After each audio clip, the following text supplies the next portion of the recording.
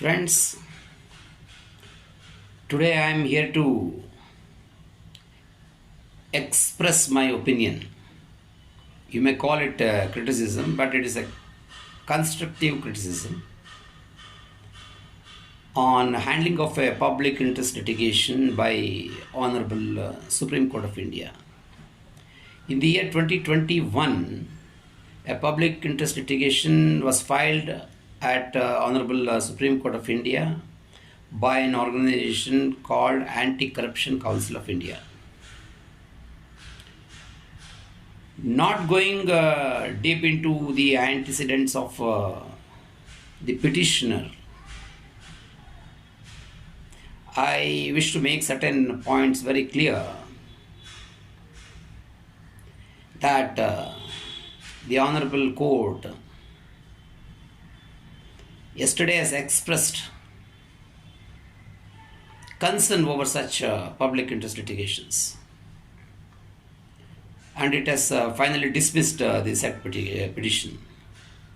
And during the process of dismissal of the said petition, it has asked certain questions to the petitioner, whether asking such questions to the petitioner, the bona fide petitioner who has gone before the court with a health issue, with a predominant health issue, that is a national concern. Honorable Supreme Court has asked who has sponsored, before dismissal of the said petition, it has asked the petitioner who has sponsored this petition. According to me, such questions are unwarranted and it is not legal. Somebody has gone to the court. These days, healthy public interest litigations are dwindling, are reducing in numbers. No one is dare enough to go to the courts, primarily for the reasons of harassment, lobbying, political influence, and more importantly, the cost of filing such public interest litigations. And now this organization, this Anti-Corruption Council of India, I have no connect whatsoever with the Anti-Corruption Council of India, though I have a lot of connect with anti-corruption activities. That company is a stranger to me. However, it has filed a public interest litigation which is a predominant, it has raised a predominant, paramount public health issue. According to me, that petition is a fine fit as a public interest litigation. However, it has, the Honorable Supreme Court has ordered for the notices on filing of the said petition. This is what I understand by the articles, the news articles that I have gone through today. That is 4/12/2023. Today I have gone through certain details of the said petition.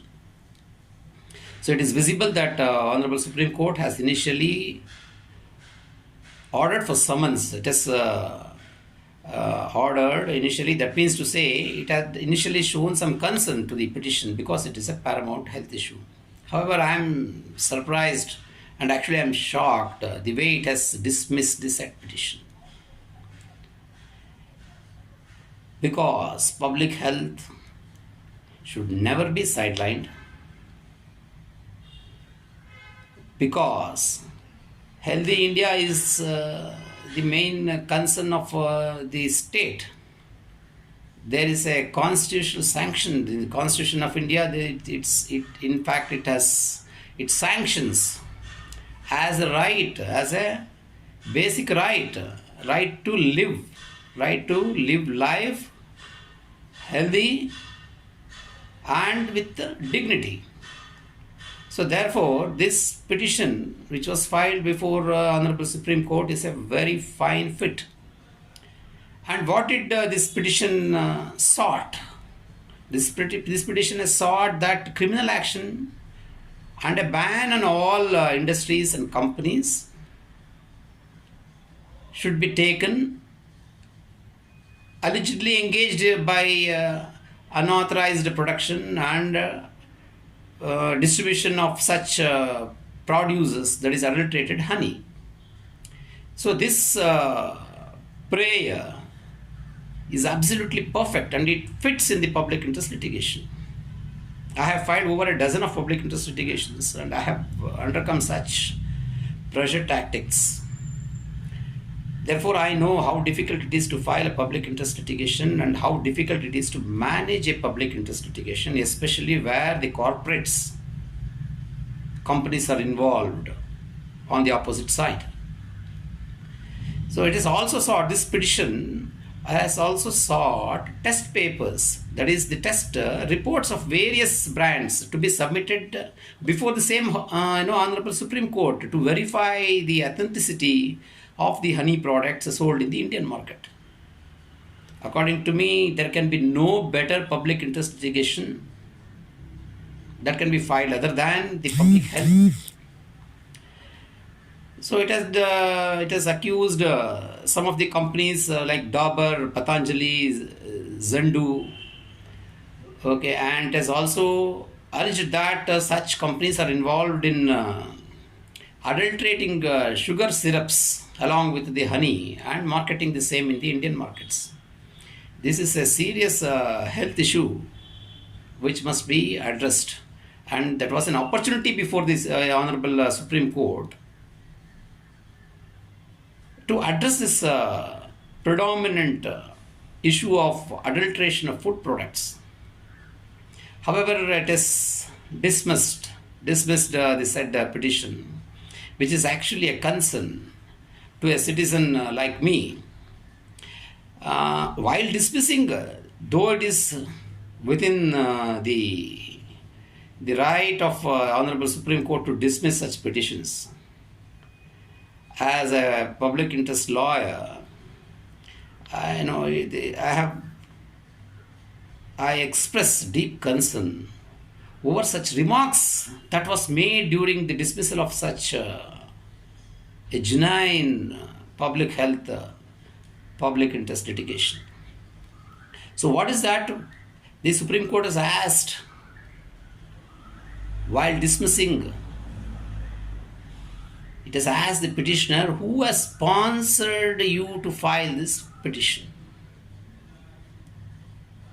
So that, according to me, is a direct attack, and it is indirectly a threat to the people who are filing the public interest litigation.